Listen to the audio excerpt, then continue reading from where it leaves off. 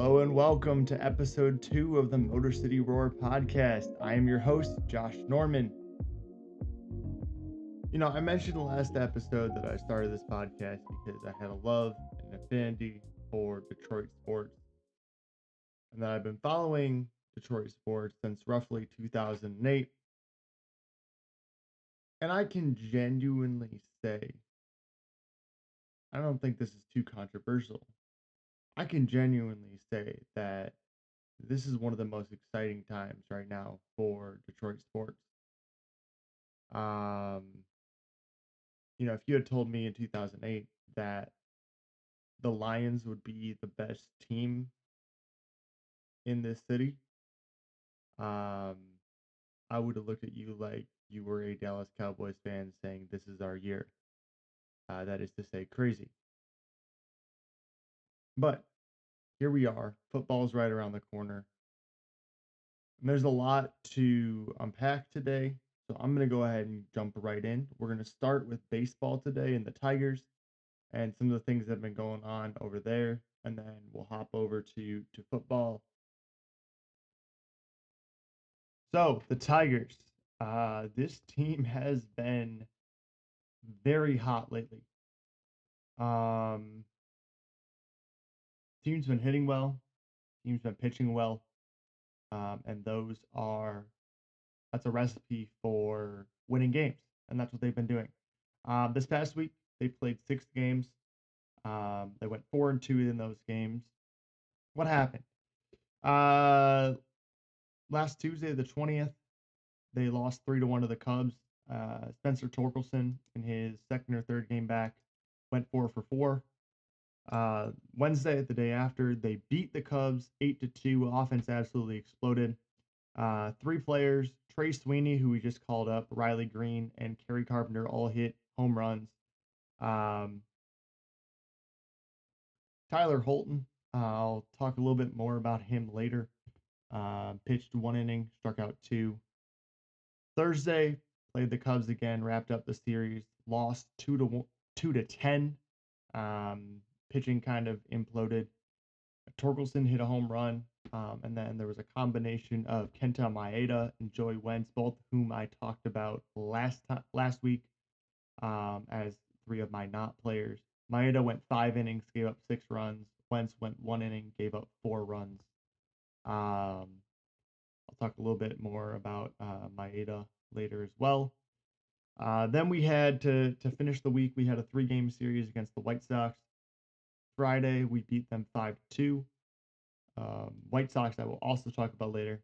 I'll circle around to a lot of these things later. Our offense really took a while to get going in that game. We scored 3 runs in the 7th, 8th, and 9th innings. Matt Vierling was the big proponent of that. Keider Montero, who is someone we called up from AAA earlier this year, has really been surprising. Really kind of found his groove, went 5 innings, only allowed 2 runs. And then Shelby Miller, who I talked about last week in my not, had a very hot moment, pitched 1 inning, struck out 3 batters, struck out the side, which is exactly what you want from him. Saturday, played the White Sox again. We won 13-4. Offense had a day. Skubal got the start. Only went 5 innings, but allowed 3 runs and struck out 8. Vierling, Keith, and McKinstry all hit home runs, and the offense absolutely exploded for 13 runs. And then Sunday, we played the White Sox again. We won 9-4. Colt Keith 3-for-4 in that game. Andy Ibanez was 3-for-3 with a home run. We have one more game against the White Sox on Monday. That's the day. And so that's your Tigers recap for the week. Where does that put us for the remainder of the season? Well, we have 31 games left at the time of this recording. Our current record is 65-66. If you remember, I said last week my prediction was for the season was 86-76. So need to pretty much go 20-11 for roughly 21-10 over these next 31 to hit that record. Fangraphs has us at a 2.1% chance to make the playoffs. which is better than 0.8 from last week. So trending in the right direction there. 10.5 games out of the division. So unless something drastic happens, you're not winning the division, but you are 7.5 games out of the wild card. I think you're the sixth team deep in the wild card there. So you need a lot of guys to do a lot of teams to not do well over this backstretch. Again, not probable, but also not impossible either. One of those teams that you are chasing right now is the Boston Red Sox. You have a big 3-game series at the end of this week, Friday, Saturday, Sunday, facing off against them. So if you can take 2 out of 3 on there, you can gain some ground on them. Again, not probable that we're making the playoffs this year, but if you can finish anywhere above 500, I think that's a win for this team. Like I said, there's been a lot of good points lately, and I'll talk about some of those good points and some of the so-so points right now. One of the so-so points right now is Spencer Torkelson. Started the year on the MLB roster, was sent down midway through the year because he just wasn't hitting. Hit really well at the end of last year, finished with 30 home runs, went on a tear in July and August where he hit like 15 home runs in those 2 months, was absolutely destroying the baseball. Started this year really slow. We sent him down to AAA for a couple months. He came back. Uh, Sunday was his 8th game back. And in that time, since he returned, he's gone 8 for 33 with 1 home run, 3 RBIs, 4 walks, 9 strikeouts. Um, I've been a Torkelson fan for a while, but I think that last year was just a flash in the pan. I don't think what he did last year is sustainable for him. We've given him time and time again to try and figure out the swing and figure out the power. He's great defensively, but there are other free agents um, that can hit better, that play just as well defensively, that you could go out and get in the offseason. I think that's what you're going to do. So you could be potentially seeing a Torkelson trade at the end of the year. I don't think that's too far out from reality. Um, so just something interesting. We'll see if he heats up down the backstretch here of the season in these final month of games or so. But I don't see us hanging on to him. I don't see us keeping him around after this season. Uh, if we do, then I have questions for the guys making those decisions. And then on the flip side of things, I want to touch on 2 of our pitchers just really quickly and highlight kind of the dominance that they've had this season. First one's out of the bullpen, and that's I mentioned him earlier, Tyler Holton, who's having a career year since June 29th. So we're approaching September. Um, so almost 2 months of pitching. Holton has put together 33 innings of work, allowed 19 hits, 1 run, 26 strikeouts, and only 4 walks. That is the definition of dominance out of the bullpen. That is a guy that you can trust. You can say, hey, I need 2 innings here. Hey, I need an inning and a third here. Hey, I need you to get these 2 batters. You can tell him whatever you want, and he is not getting touched. I mean, 33 innings pitched, 19 hits. That is a very, very good ratio right there. Not to mention 26 strikeouts and only 4 walks. He is very consistent with the way he throws. And the big thing is there, only 1 run over that entire stretch. Tyler Holton has been the definition of dominance, and that is something that you really love to see if you're looking for bright spots on this roster. And then I couldn't talk about the Tigers without talking about this guy. This guy's kind of the face of Tigers baseball right now. He's been lights out the entire season, really since the back half of last season. Went to the All-Star game for the first time this year. Is really just having a career year, and that's Tarik Skubal, our ace pitcher right now. Um, Tarik Skubal right now is on Cy Young pace, and the Cy Young is given to the best pitcher in baseball. Tarik Skubal, as of this recording, is 15-4, 15 wins, 4 losses.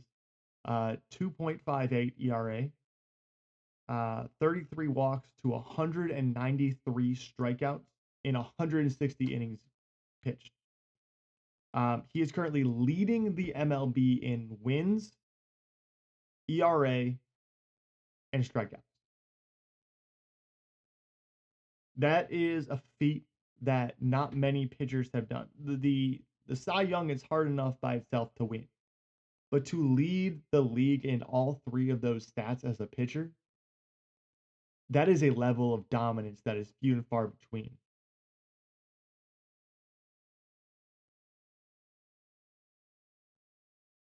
Not only that, but Tarek Skubal has a chance to join Tigers history this season if he continues this pace. Now there's 31 games left. Pitchers, for those of you that don't know, starting pitchers pitch roughly every 5 games. That's the rest schedule. Sometimes it's 4, depending on if we have a day off, but generally it's 5 games. So he reasonably has 6 games left where he's pitching. If he goes 6-0 in those next 6 games, he would finish 21-4. And he would join Justin Verlander and Max Scherzer as the only 2 pitchers since 2000 to eclipse that 20-win mark wearing the Detroit Tigers Old English D. That is a phenomenal, phenomenal player. And it hurts that he's doing it in a year where we probably aren't going to the playoffs. I mean, if we do, fantastic. But the fact that he's doing this and we have the record we do right now shows you just the state of this team. And Tarek Skubal is probably the brightest spot on this roster right now. Now, there's some others as well. And that leads me directly into my hot and not of the week. Who's hot right now? Well, the guy I just talked about, Tarek Skubal. As I mentioned, he had the 1 game this past week, only went 5 innings. It's only the 3rd time this season where he's gone 5 or less, which as a starter, 6 innings is your benchmark. If you can have a starting pitcher that goes 6 innings, that's fantastic. So he's only done 5 or less 3 times this season. But Skubal is extremely hot right now. As I said, he's on pace to win the Cy Young and the pitching Triple Crown, which is a huge achievement. My second guy is a guy that I actually had on my not last week, and that's Shelby Miller. Shelby Miller has been very, very quietly this week consistent for us. Has locked down a couple of games. As I mentioned, he had the 1 inning, 3 strikeouts in one of our games earlier this week. But he has been very consistent along with Tyler Holton in the back half of the bullpen. And the third guy is Colt Keith. Now, there's a couple of guys I could have given this third spot to. Riley Green is another guy that comes to mind. Kerry Carpenter as well. But Colt Keith is one of our rookies this year. And he has been on a tear lately. 12 home runs on the year. And over the last week, he has been consistently 2-3 hits a night. He had a big game against the White Sox on Sunday. And he has been a very bright spot in our lineup. And one of I would personally say our best rookie this year. And one of our best bats in general. And then on the flip side, who's not hot? Well, I've mentioned this guy before, Kenta Maeda. Just can't seem to figure it out. I mentioned that kind of 3-inning drop off where he gives you 3 good innings. And then the rest is up for grabs. Well, he went 5 innings the other day, allowed 6 runs. I mean, this is a guy that you thought would be a consistent starter, and he can't even get 3 innings, more than 3 innings. So, for that reason, Maeda is on my not list. And then I only have one other guy, but I put him on here twice just because it is so bad right now. And that's Javier Baez. I don't know how I talked about the Tigers last episode without talking about Javier Baez, but it's bad. It's it's really bad right now. Baez played the Cubs a couple earlier this week and went up to bat 4 times, struck out 4 times. He looks lost at the plate. Sure, defensively, he's a great asset. Um, but as far as the hitter goes, um, there is nothing of value to give there, especially when you have some of these younger guys coming up. I know Trey Sweeney, who we just called up as the shortstop. When you have some of these younger guys, um, the writing's on the wall for Javier Baez. And I know he has 2 years left on his contract, but if I'm the Tigers after this season, I am I'm eating the remainder of that contract money wise, and I'm saying farewell Javier Baez. If Javier Baez is on this roster in the 2025 season, there needs to be a serious conversation being had about the front office of this team. Because there's no reason why Javier Baez should be the starting shortstop for the Detroit Tigers in 2025. As I mentioned, defensively, he's one of the best in the business. But at the plate, it, it's not good. It's not good.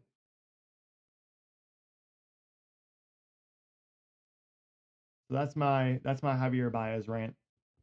We'll see what happens, but I don't think that Javier Baez will be suiting up for many more games for the Detroit Tigers. I think the fans are sick of it. I think that the manager is sick of it. Um, I think that overall we tried to let it play out, but um, it doesn't look like this experiment is going to work out. He hasn't been good since we signed him, and um, I'd be surprised if he suits up for us next year. So what else? What else do I want to talk about the Tigers about? Casey Mize, one of our pitchers that is supposed to be a consistent starter for us, has been out with an injury for most of this year. He's going to return this Friday, the 30th, against the Red Sox. That should be a good return from him. And then the other thing I want to mention is just the impact that the rookies have had on this team. There are six Tigers I have 6 rookies I have written down here. Um, and all these guys have had an impact to some sort. Uh, Jackson Henry Malloy, who we just called up, has been a consistent bat. Winsel Perez earlier in the season was one of the favorites to win Rookie of the Year. Parker Meadows has been really good in the outfield, and he's struggled a bit at the plate, but he's had flashes here where he's shown he can be a good hitter in this league. I mentioned Colt Keith and just the home run power that he brings. He's been a really good hitter for the entire season. And on the pitching side of things, Brendan Hanafy has been really good out of the bullpen, been able to give you 4 or 5 innings when you need it. And then Reese Olson has been out for most of the season, but when he was pitching, he was very good.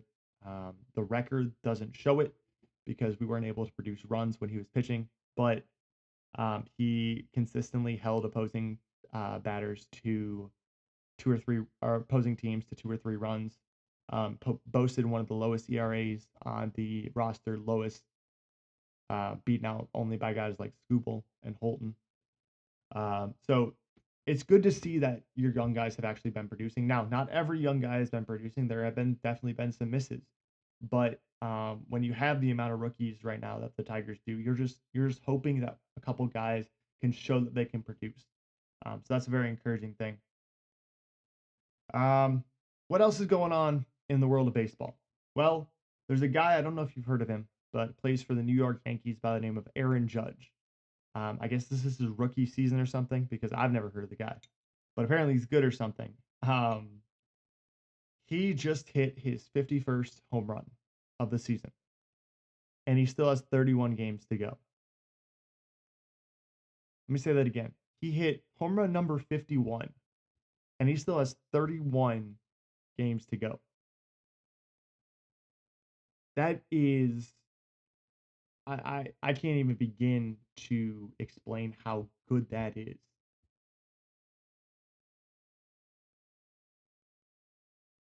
For reference, Judge hit 62 in 2022, 2 years ago. He is on pace to break that with room to spare. I'm pretty sure he's hit 6 home runs in the last 5 games. I could be wrong on that. Someone's going to have to fact check me on that. But I know it's been an insane tear lately.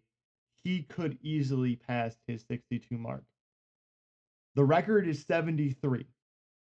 And I'm not saying that he's going to hit the record. But with 31 games to go, he is 22 home runs shy of the record. So I will definitely be keeping you posted on that record there. And as Judge chases it throughout the rest of the season. Shohei Ohtani, another name that has kind of popped up recently in baseball. He joined the 40-40 club, which for those that don't know what the 40-40 club is, it's 40 home runs and 40 stolen bases in a season. That's rare because generally those two don't match. Generally, if you're more of a power guy, you're not going to be stealing bases. Generally, if you're stealing bases, you're not going to be much of a power guy. But for Shohei, the two mixed because Shohei is the generational talent, I'm convinced. He became the 6th player to join that 40-40 club. And with around 30 games left, he could be the very first player to join the 50-50 club, 50 home runs, 50 stolen bases, which would be crazy because he is still very young as a player. Still has a lot of baseball left to go, and he's just getting started, it seems. And every year he's doing something new and exciting. So that's cool. That's the good of baseball. What about the bad? Well, that would be the Chicago White Sox. Chicago White Sox are bad. How bad, you may ask? Well, earlier in the season, they set the AL record with 21 consecutive losses. They lost 21 games in a row. 21. Their current pace, if they kept on this current pace, they would end the season with 124 losses. The record is 120. So they would break the record for most losses with room to spare. They released their manager midway through the season. They currently sit at 31 and 100. They've already been eliminated from the playoffs. They were the earliest team in MLB history to be eliminated from the playoffs.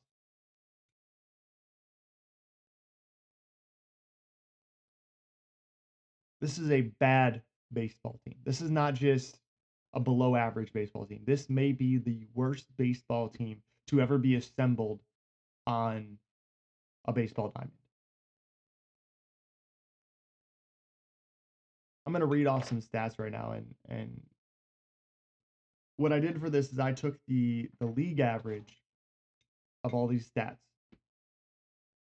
And these are the stats right now that the Chicago White Sox are below average in. And some of these, they're the worst in the league. I'll let you know those. They're the worst in the league at runs per game. So they're scoring the least. They're near the bottom in batting average. They're lowest in slugging percentage, which is a measure of basically a power measure of the type of hits you're getting. Home runs will obviously drive your slugging percentage up more. Singles still drive it up, but not as much. It's basically a measure of the power of a team or of a player. They're lowest in the league in RBI. They're near the bottom in ERA. Near the bottom in, I guess, near the top in ERA and near the top in hits allowed from pitchers. They're lowest in a stat called WHIP, which is basically the amount of walks and hits a team gives up each inning. So they're near the top in that one as well. Um, and then strikeouts for walks is a measure of basically how accurate a team is pitching wise. If you have a high strikeout per walks, that means you're striking out guys. That means you're keeping pitches around the strike zone. If you have a low, it means that your walks are either equal to or surpassing your strikeouts, and they are right near the bottom in that as well. That's not a good stat that you want to be. It means your pitchers aren't that good. And so, how worse can it get? You may say. Well, then I ran across a stat called WAA, which is wins above average. Basically, it takes um, the average player in MLB and it measures out how many wins through math. Maybe I'll get into this on another segment, but um, it measures how many wins that player adds to the team, and then you can measure your team's players against that average kind of line to show, hey, our right fielder has, been playing really well through hitting and fielding. He's added 3 runs to our 3 wins to our team. So basically another measure of how good a player is. Um,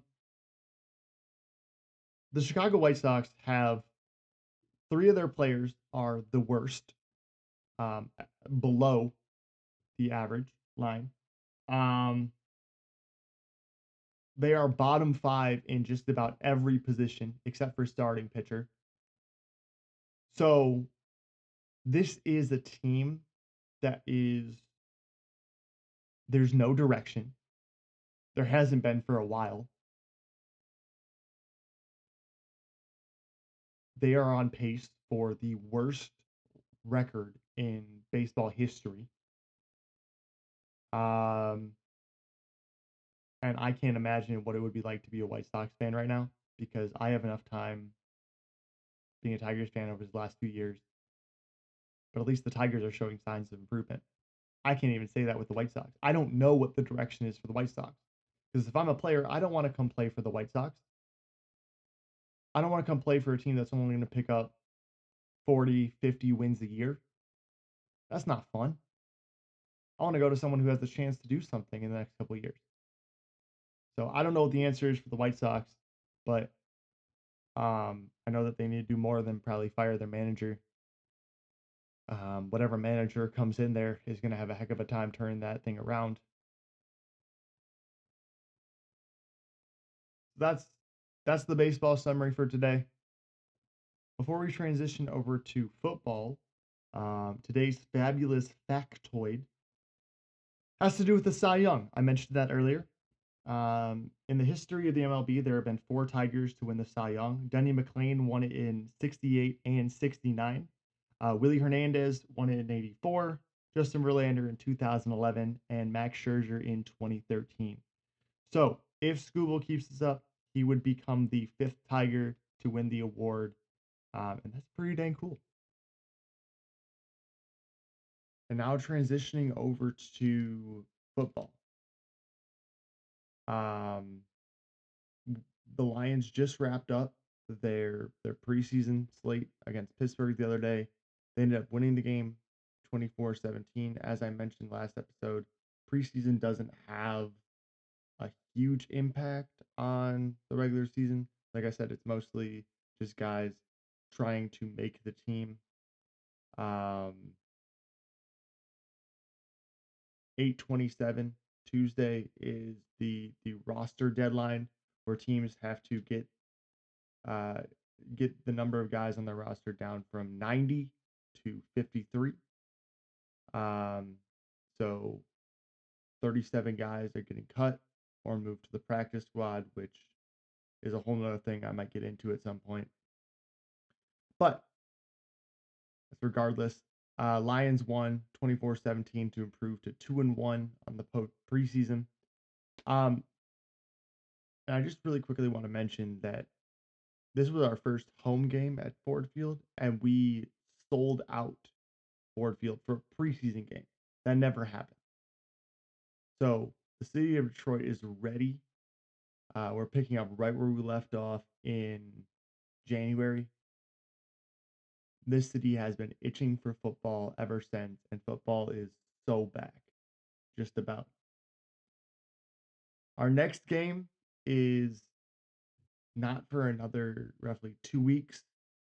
The 8th of September, we have Sunday Night Football. Matthew Stafford and the Rams are coming to town. This will be the first Sunday Night Football game of the year, which is super cool.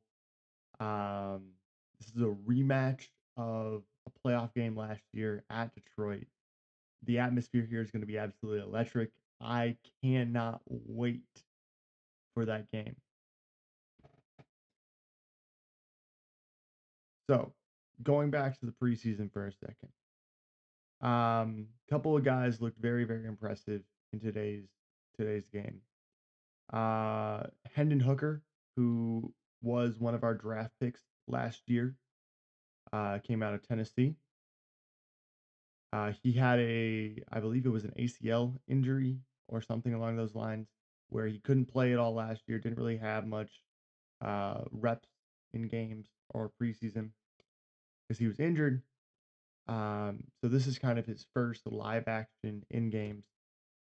He completed 12 out of 20 passes for 114 yards, threw a touchdown and an interception. Additionally, he had 10 carries for 93 yards, did fumble the ball twice, but recovered one, turned that into a first down. He also had a very impressive 19-yard rush where he broke a couple of tackles, brought it close to the goal line. So he's a very dual threat quarterback. When I say dual threat quarterback, I mean a quarterback that can throw the ball and run the ball, not necessarily with equal skill, but they can do both. So as a defense, you have to adjust to a quarterback that is actually somewhat mobile and that has the option. A guy like Jared Goff, he's not going to run unless, either the field is wide open in front of him or he really is just trying to, extend the play and sees daylight and goes for a few yards.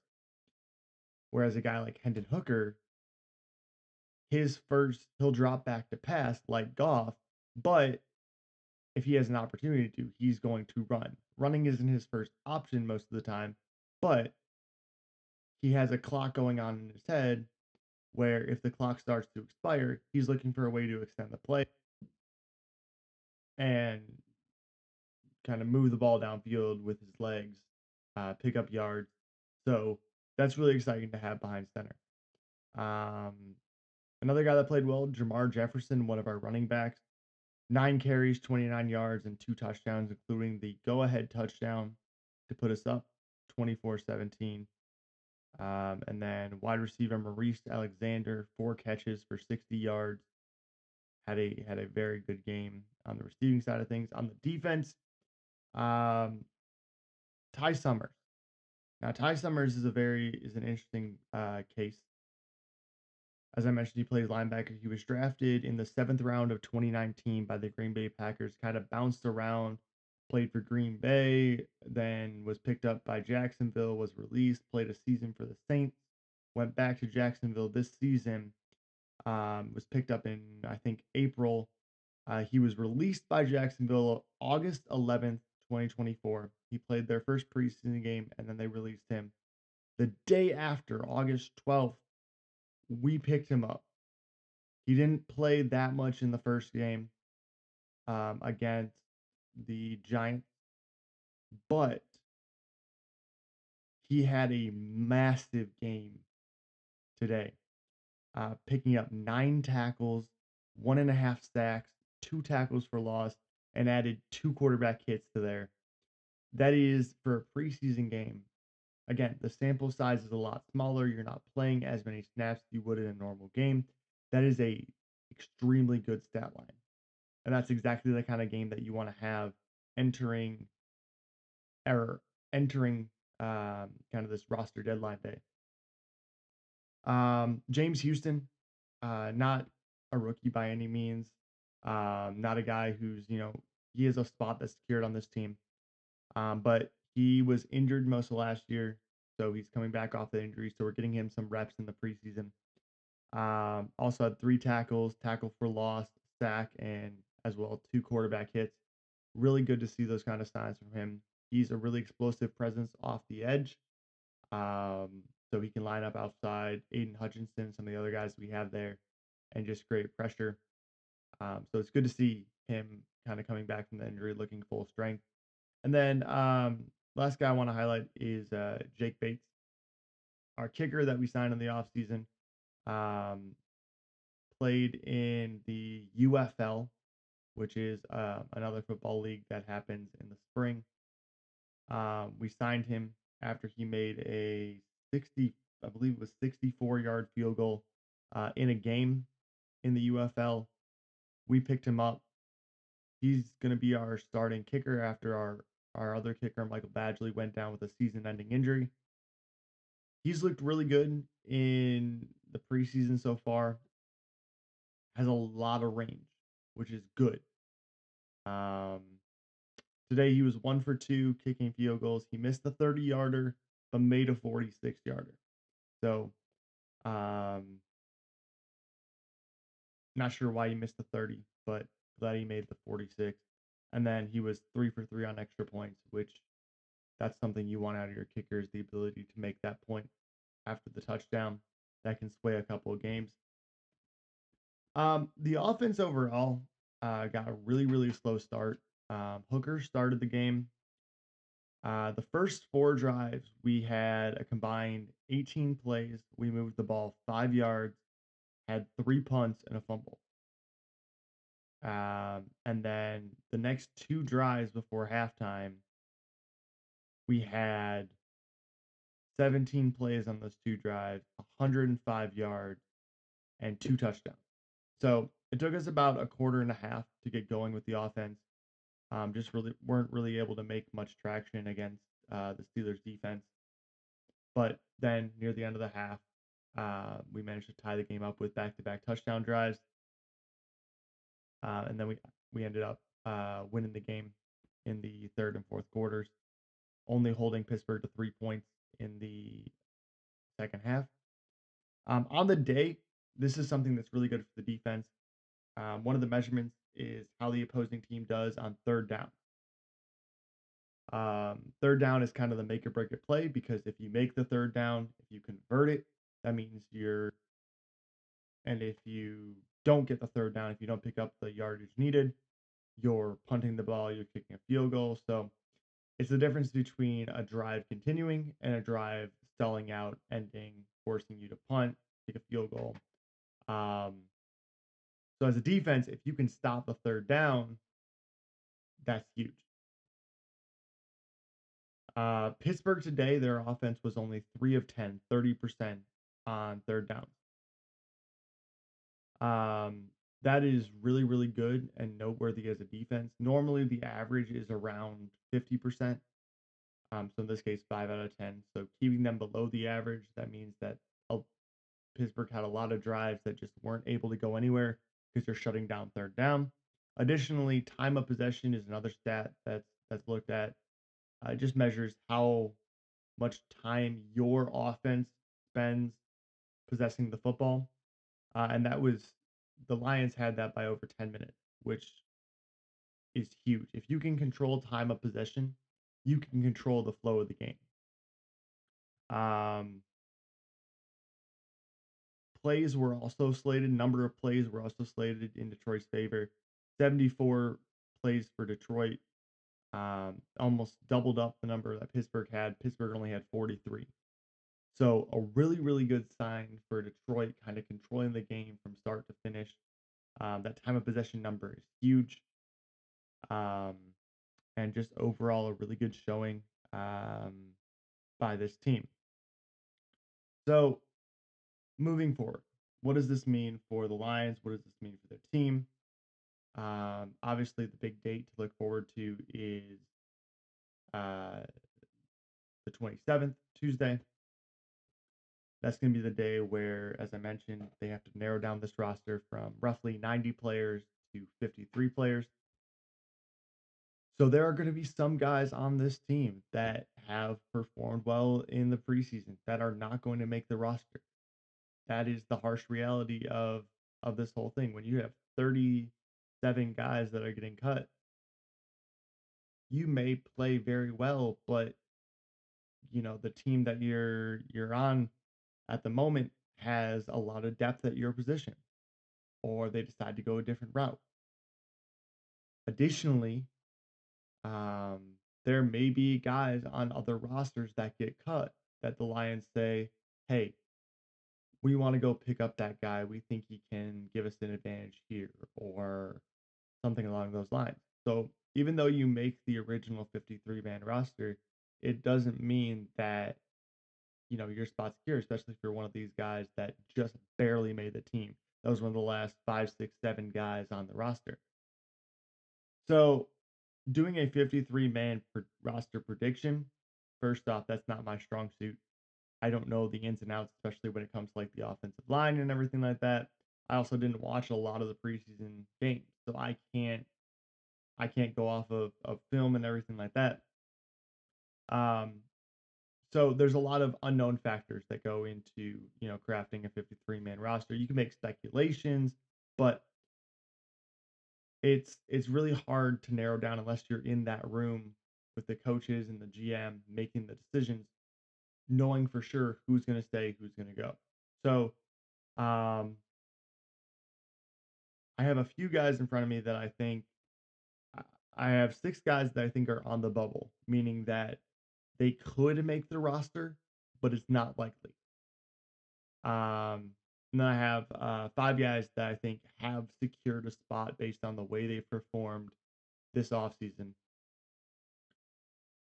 So let's start with the guys that have secured a roster spot. I talked about this guy last week. I'm a huge fan. I'm becoming more and more of a fan of this guy, and that's Isaiah Williams, a wide receiver. I think he's really shown out not only as a pass catcher, but also as a punt slash kick returner. I don't know if we're going to use him at that position, but I think he's done enough this offseason. He's made a couple of great contested catches. He's a really, really good route runner. I think he's done enough to be the wide receiver 4, wide receiver 5 on this roster. Um, Behind obviously St. Brown, you have Jameson Williams, you have Khalif Raymond, and after that, kind of the 4 and 5 are wide open based on who's performing well in the preseason. The second guy I've locked in is another wide receiver, Maurice Alexander. I mentioned he went 4 for 60 in the Pittsburgh game. He's also had a very, very quiet but good preseason. Been making the plays when we need him to. Been just a reliable source. Um, so I could easily see him slotting in as a wide receiver 5, to kind of round out that depth chart. I don't think you go more than 5 wide receivers. Um, that's just my opinion. The third guy I have locked in is tight end Shane Zylstra.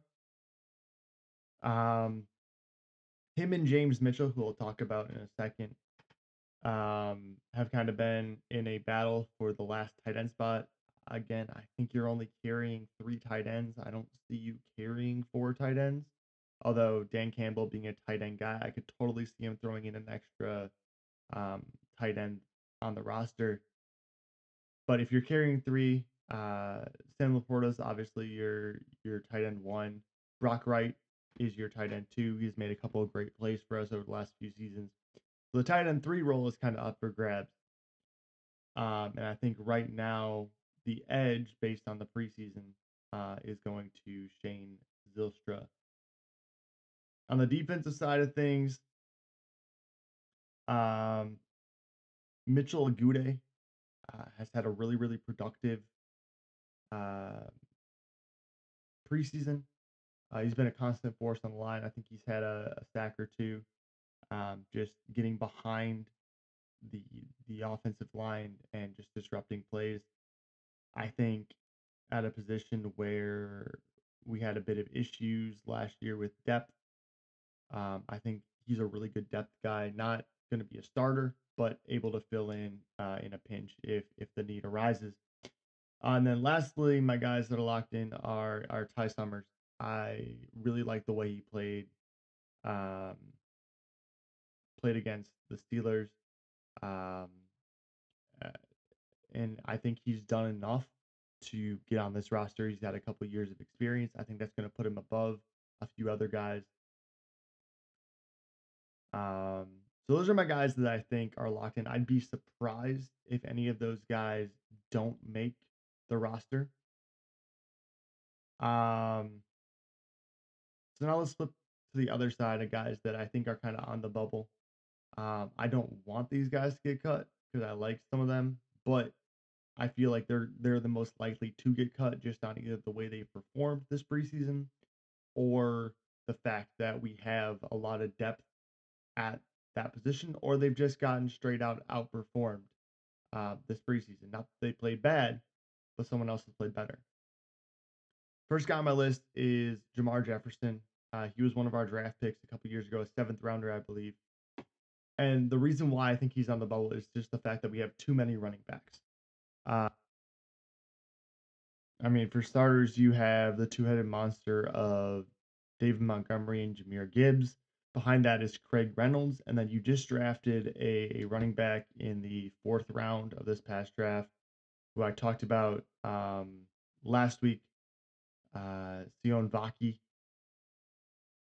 Um, so I don't think there's room on this roster for Jamar Jefferson. I love the way the guy plays. He plays very hard. He's a physical runner, but I just don't think that there's a spot on this roster for five running backs. Second guy I have is Donovan Peoples-Jones, the wide receiver. I know a lot of fans love the guy because he went to Michigan, kind of a homegrown kid. But he has not had a great preseason. Um, he's been put in some situations where he has the chance to excel and shine, and he just not has not stepped up. And he's been outperformed by at least two, if not three, other wide receivers this preseason. So for that reason, I think he's going to get cut. I mentioned this guy earlier, tight end James Mitchell. I mentioned that him and Zylstra are in that position battle. And I think Zylstra's just had the better preseason. Again, it's one of those situations where we have three spots, four guys. Someone's got to get cut. Um, I want to touch on the quarterback position for a second with this next guy. Jake Fromm. I didn't even know we picked him up, but he played backup to Hooker today. Currently, the quarterbacks on the roster are obviously Jared Goff as their starter, um, Hendon Hooker, and then Nate Sudfeld, who played in the first two preseason games and has not performed well all preseason. Um, Sudfeld didn't even touch the field against Pittsburgh, which to me signals the fact that Hooker has earned the number two spot. And I don't see the Lions carrying three quarterbacks. You're confident in Jared Goff. If Jared Goff goes down with an injury or something, you're confident that Hooker can take over this roster and can run the game plan effectively. I don't see a reason why you would carry a third running back. I could see it in the case of a team like the Patriots, who they have Drake May, they have Jacoby Brissett, but they may have a third quarterback on that roster that may see the field at some point during this if May and Brissett don't perform. Um,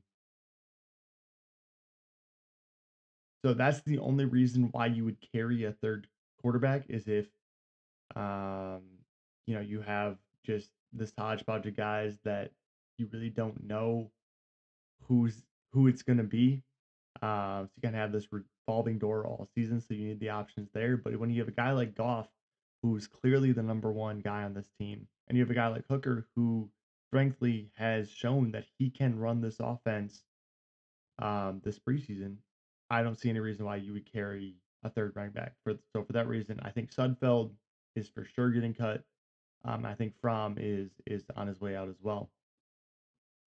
Um, back to the wide receiver room. Tom Kennedy, I love this guy. He's a bit of a taller receiver, gives us kind of a vertical threat, but this is another case where we just have too many wide receivers. And with Isaiah Williams and Maurice Alexander performing the way they have in preseason, I think that this is another situation where you have so many spots, too many guys. Someone's got to get cut. I think Kennedy's that guy. I hope he gets picked up by another team because he deserves a chance to play in the NFL. And this last guy is on the defensive side of things.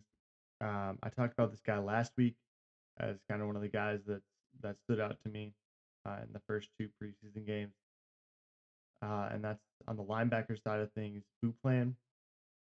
Um, Not that he didn't have a great preseason. I think he had a great preseason, but I think when you kind of boiled this decision down to a guy like Buplan and a guy like Summers, Summers has been in the league since 2019. Buplan was an undrafted free agent this past year. Uh, if all other things are equal, I'm taking the guy with experience over the undrafted rookie. Not to mention the fact that Summers played very well in the 1.5 preseason games that he did play. So um, I'm going with the experience in this situation. Again, not that he had bad preseason, but I think that Buplan just got outperformed. Um, so those are my guys that I think have locked a spot based on their performance this preseason. Again, I can't analyze every single position just because I don't know the little intricacies and the details and everything. I can only go based off what I see and what I know, and looking at these stats and the the partial games that I've seen so far. These guys are the guys that have stood out to me that have been the most impressive, um, and the guys that I think just haven't done enough this preseason to stay in there. So that's kind of the Lions rundown. Um, we'll see what happens on Tuesday. Kind of a quiet week overall, other than that. Um, but we kind of have 2 weeks of calm before the storm, before everything starts to ramp up, leading up to that Sunday night football game against the Rams um, in Ford Field, which I'm sure will be packed and an absolute loud house for the first game of the season. So for those of you that haven't met me before, I am a huge numbers guy. I'm always looking at analytics and stats and just trying to break down those kind of things. So I thought I'd do a new segment this episode called Intro to Stats. And I'll do this every couple episodes, but there's a lot of terms and stuff that just get thrown around um, in sports. And a lot of times they're not explained or people just don't know what they mean. So every time I have this segment, I'll just take a metric and I'll kind of break down what it means and what it looks like and what's considered good, what's considered not. So when you hear this term thrown around or I used it on the podcast, you understand what it means. So seeing as we have football coming up, the first kind of metric that I want to break down in this segment is called passer rating, which is a stat exclusive to football, exclusive to the quarterback position. So what exactly is passer rating? It's basically a measurement of the QB quality of play, how good or bad a quarterback is. And it takes into account 5 factors. It takes into account total completions, how many times that the quarterback completes a pass to the receiver, takes into account passing yards, passing touchdowns, and interceptions. The last three of those are kind of self-explanatory, and divides each one of those individually by the number of attempts or passes that the quarterback had. And all those numbers are taken into account, and there's some math done to each of those. Very bit of a complex, unusual formula. Um, and I won't dive into the little nitty gritty details because, frankly, it's beyond my comprehension even. But The scale for passer rating is 0 to 158.3. And that's a number that some people may throw around. 158.3 passer rating. That is considered a quote unquote perfect passer rating. That basically means that the quarterback had a really really good game or a really good season or a half. Um, Very difficult to do that because it means that you're basically making all the right reads, you're doing everything correctly, your receivers are catching the ball. Passer rating doesn't take into account whether or not the pass was dropped by the receiver or was just an overthrow or what it was. If the ball hits the ground, it's counted as an incompletion. If the receiver catches it, it's a completion. Um, so don't ask me why 158.3 is a perfect score. It would be a lot simpler if it was 0 to 100, like most other things, but it's 0 to 158.3. Anything below 30 is really, really difficult to achieve. Um, so that's passer rating. So what's considered good for passer rating? Anything above 70, you're generally going to be a starter. Obviously, well, not obviously, but the fewer games you play, if you play well in those few games, you'll have a higher passer rating. So you could have a guy that had um, played only 3 games, but he did really well in those 3 games. So he has a 98.5 passer rating. That is 100% possible. Could happen. Does not mean that uh, he's caliber. I think there's also a limit to the minimum number of games that you have to play in order to be considered for passer rating at the end of the season and that kind of stuff. So generally, if you've played 10 or so games, anything above 70 is considered good. Anything above 85 is your top 10 to 12 quarterbacks. And then anything above 100, you're in the MVP conversation. You're one of probably two, three guys in the league. You're having a great year. So it is rare to see guys go above that haven't played like 2, 3 games that have played a full season go above 100, but it has happened. I know Lamar Jackson last year, who won the MVP, was right around that line. So you may hear me throw out that term, passer rating. It's basically just a metric of how well a quarterback played, um, and it just basically takes into account all of the important quarterback statistics and boils them down to one quantifiable number. That's the beauty of passer rating. It takes all these numbers and it just kind of boils everything down into one usable number that you can look at and say, okay, that was a good game, or okay, that was a bad game, or that was a good season, bad season, whatever. So that's intro to stats. Um, as the NFL season goes on, I may bring out more terms that I'll use or whatever. But if you have any terms that you don't understand, you can feel free to leave a comment on Instagram. I am also on YouTube now, so if you head over there, you can leave a comment there. Just don't understand this, and I'll be sure to break it down in the next episode. So let's transition now to one of my favorite um, segments of this particular episode, and that's this week's 2 minute drill. Last episode, I covered some of the quarterback battles that are going on in the NFL right now in training camp. This week, I want to get a little in depth and I want to break down the Lions schedule, seeing as we are roughly 2 weeks out from Lions schedule taking place. I want to break down their schedule, break down the games, and give my prediction as to win or loss and the total record at the end of um, the season. So let's go ahead and dive right into this. Week 1, we start off Sunday Night Football at home versus the Rams. This is a rematch, as I mentioned earlier, of the divisional round of the 2024 playoffs, or wild card round, not divisional, wild card round of the playoffs. I think it's going to be a good game. I think that Stafford is poised to have a really good year. You have Puka Nacua, Cooper Kupp coming back. But on the other side of things, our defense, specifically our secondary, is much more improved from last year. That was one of the areas of emphasis um, of Brad Holmes and Dan Campbell to fix this team was on the backside of everything. So I think you'll have no problem. I shouldn't say no problem, but I think you'll have a better time locking down Nakua and Cup and getting to the quarterback. I think this defensive line is improved. And then this offense, I think all you need to do is you just need to produce. As long as you can do that, I know that sounds obvious, but as long as you can do that against the Rams, I think you'll be able to take care of business at home. Opener, it's going to be loud, it's going to be noisy, Ford Field. So I have us winning that game, sitting at 1-0. Week 2, we stay home. We play Tampa Bay.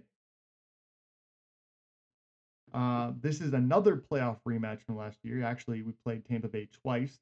We beat them, I think it was week 5 last year, 20-6 in Tampa Bay. And then last year in the playoffs at Ford Field, we beat them 31-23 in the divisional round to go to the conference championship. Derek Barnes ended the game last year with a interception of Baker Mayfield down the back end there of the game. Tampa Bay, for me, really hasn't made a lot of improvements. Then again, in that division, they don't need to make a lot of improvements. I think they'll be able to repeat in that division or at least compete for a playoff spot. But I think you are the better team overall. So I have us coming away with a win, improving to 2-0 on the year. Then we travel out west to Arizona. Arizona has a new head coach, first year head coach. They added Marvin Harrison Jr. in the offseason, or through the draft, I should say, but they don't really have many other weapons. Kyler Murray coming off an injury. Everyone's unsure of what he's looking like. I have us walking out of the desert with a win, proving to 3-0 on the season. Week 4, you come home versus Seattle. Now, this is a game that I have had circled on my calendar ever since the schedule came out. Last 2 years, you have played Seattle at home, and you have gotten destroyed defensively. I think the games have been some of the higher scoring of the league every single year, and Seattle's gotten the better of us the last 2 years. I think this this is the third time. I think third time's the charm. Monday Night Football. All eyes are on you. You're playing at home. I think Ford Field is going to be one of the most difficult places to come into and get away with a win this year. I think teams are going to have a very, very difficult time coming into Ford Field and sticking to the game plan. I think the noise is going to get in the way, especially Monday Night Football. Additionally, Seattle, I don't think they're going to have the success they had the last 2 years. I have them missing the playoffs. I don't think that they're going to be able to compete with this Lions team. I think this Lions team is a lot better than the one we put on the field the last 2 years, especially defensively. So for that reason, I have us getting a win at Ford Field to go to 4-0 on the season. Week 5, you have a very early bye. I don't like having a bye this early. I'd rather have it around like week 7 to week 9, kind of middle of the season. But you have one of the first buys this week, so I'll take it. Plus, it gives you an extra week to prepare for your next opponent, where you go on the road week 6 at Dallas. All I have written down here on my notes is in big letters, revenge. If you follow the Lions, you know what happened last year when we went into Dallas late in the season trying to secure a number 2 spot in the playoffs. Um, there was a issue with the refs where supposedly they didn't hear someone report. Ended up costing us the game. They made a mistake. They admit they made a mistake afterwards. And we should have won that game, but instead we ended up losing the game. So I have revenge here on there. I think you go down there, especially with a week to prepare. I think you go down there with a vengeance and you absolutely destroy Dallas. I have us winning that game, going to 5-0 on the season. Then the next week, week 7, you stay on the road. You go up north to Minnesota. Only thing I have written down here is Sam Darnold. Obviously, we got the news a couple weeks ago that J.J. McCarthy, former Michigan quarterback, number 10 overall pick, went to Minnesota, torn, I believe it was a meniscus. I could be wrong on that, but tore a ligament. He's out for the entire season. I don't see Minnesota beating us. I know it's at home. I just don't think that they have the talent up there. Um, I'm not rocking with Sam Darnold as their quarterback. I talked about that a little bit last episode. I have us winning at Minnesota to improve to 6-0 on the season. Week 8, we come home versus Tennessee. Not really going to say much about this one. They lost Derrick Henry in the offseason. That was most of their offense. We'll see how Will Levis plays over the first couple weeks. That may change my opinion on this, but as of now, I'm saying we're able to kind of coast in this one, improving to 7-0 with a win. And now's where things start to get tough. This is, I think, the toughest kind of 5-6 game stretch on your schedule. Starts off going on the road to Green Bay in Lambeau. You are playing in Lambeau early, so the weather's not going to be that much of a factor. However, um, I like the things that Green Bay has done. I think they've primed themselves well um, with their offense um, to be really dominant. You go out and you sign Josh Jacobs as your RB1. I think that's an improvement there. Jordan Love, year 2, we'll see how he plays. But right now, I know you have to lose at some point. So I have this being our first loss. I know I don't want it to be to Green Bay, but I do think at home that's going to be a tough game to play on the road. So I have us losing and dropping to 7-1. Still very good. However, the following week you have Sunday night football on the road in Houston playing CJ Stroud, Stephon Diggs, and the Texans. That is going to be an extremely tough game under the lights on the road. I have you dropping back-to-back games. You're sitting at 7-2, entering week 11, where you have another AFC South opponent. They kind of shoved all of them together in our schedule here. You come home, you play Jacksonville and the Jaguars.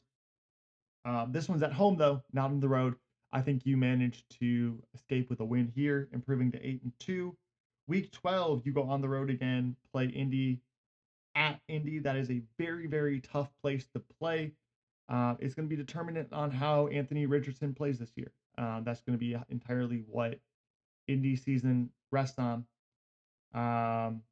So for that reason, I have us losing to Indy. We're sitting at 8-3 right now, kind of escaping out of that rough stretch of the schedule. And then you have a very tough turnaround. Thanksgiving, you play the Bears at home. You haven't won on Thanksgiving in 12 years. And I don't think you lose 13 years in a row. I have us beating the Bears, sending Caleb Williams packing on Thanksgiving, finally getting to enjoy some turkey that day with a win, 9-3.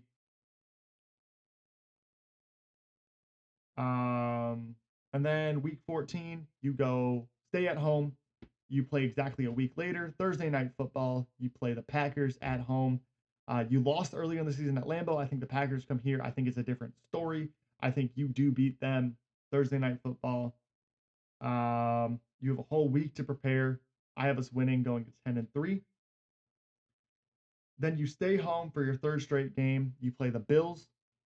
Now, the Bills are going to be a sneaky team. They could be really good. I'm not underestimating Josh Allen. However, you're playing late season now. You've had a week and a half ish to prepare for the Buffalo game. I have you winning that game, improving to 11-3. I think it's going to be a game that comes down to maybe a field goal, but I think you do manage to pull that one out. Then in week 16, you go on the road again to Chicago. At that point, you potentially could be facing a situation where the Bears are fighting for a playoff spot. I don't think it's a unreasonable thing to say that you could have 3 teams from the NFC North um, enter the playoffs: Lions, Packers, and then I do think that the Bears could pull together 8 wins and um, pull up that last playoff spot. Who knows? But in any case, they could be fighting for a playoff spot there. That all being said, I do give the edge here to the Lions, going on the road to Chicago, improving your record to 12-3. Then you have a very tough matchup, week 17, going on the road out west to San Francisco, Monday Night Football under the lights. Tough game. That's a very tough place to play in January in general. Rematch of the NFC Championship game from last year, and I don't think you get the job done this time. I think you fall by 4 points. and your record falls to 12-4. And then end of the season, you come back home, you play Minnesota. End of the season, who really knows what the situation will be? You could be competing for the division at that point if Green Bay, pulls together 12, 13 wins. You could have already secured the playoffs and be fighting for the number 1 seed. I do think that San Francisco game is going to be the decider of who gets the number 1, who gets the number 2 seed. So I don't think you really have anything to play for in this game, but I could be wrong. Regardless, I still think you beat Minnesota. I think you sweep Minnesota this year. You win that game, you advance to 13-4 to end the season. I think that's good enough to get you the number 2 seed. The NFC is kind of wide open. I don't think there's a lot of strong teams in the NFC. So I feel like that's a good record to get you the 2 seed. I think San Francisco goes 1, you go 2. Philly probably 3. I have Tampa Bay, the 4 seed. And then my 3 playoff teams are Green Bay, LA, and that last one's up for grabs. I think Chicago could take a shot at it. I think that the Saints or the Falcons could possibly make a run at that one. So a lot of things could happen, but I think the Lions end 13-4, number 2 seed. As far as the division goes, you're going 5-1 in the division. That's really good for your division. You sweep the Bears and the Vikings and then split with Green Bay. Reasonably how I see the division playing out, Lions ending at 13-4. I have the Packers going 11-6. I have the Bears going 8-9, and I have the Vikings going 5-12. That's how I have my NFC North playing out. And that is my summary of the Lions schedule and how I think this year is going to go. I think it's going to be a good year. I think it's going to be a fun year. And there's a lot of those games that could flip either way. Some of those games I have as losses could flip as wins, vice versa. I did the same thing last year. There's a video of my YouTube channel with this. You can go back and check that out. But I did predict us to go 12-5, and we did end up going 12-5. I didn't get all the games right, but I got the record right in the end. So hopefully that's the case again this year. That will conclude episode 2 of the Motor City Roar podcast. If you enjoyed what you heard here today, feel free to follow at Motor City Roar on Instagram or Motor City Roar on YouTube. I'll be posting these episodes as well as clips from the show and other things on both of those platforms.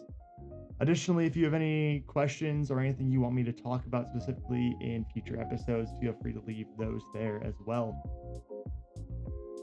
This has been the Motor City Roar podcast.